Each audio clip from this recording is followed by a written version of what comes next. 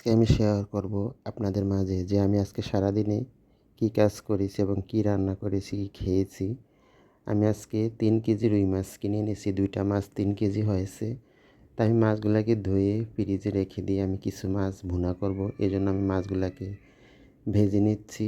তো পেঁয়াজ দিয়ে মাছ ভুনা আমার কাছে খেতে খুব ভালো লাগে। তো আমি কিছু রুই মাছ ভেজে নিয়েছি। আমি এখানে পেঁয়াজ কেটে নিয়েছি। আমি পেঁয়াজ দিয়ে রুই মাছ রান্না করব। তো যাই হোক, তারপর রান্নার পরে আমি 1 পাতিল চা বানিয়ে নিলাম। চাটা আমি একা খাবো না, আমার পাশে কিছু ভাইয়ারা আছে, তারাও খাবেন। আর আমি সেমাই রান্না করেছি। লম্বা প্যাকেটের যে সেমাইটা, এই সেমাইটা আমার কাছে খুব ভালো লাগে খেতে। তো আজকে আমি একটু রান্না করলাম। এখানে আমি নারকেল কিশমিশ দিয়ে, আমি এটাতে কোনো দুধ ব্যবহার করিনি, এভাবে রান্না করেছি। শুধু এই সেমাইটা আমার কাছে এত ভালো লাগে যে তারপর আমি একটা পুডিং বানিয়ে নিলাম। এই পুডিংটা আমি একজনকে গিফট করব।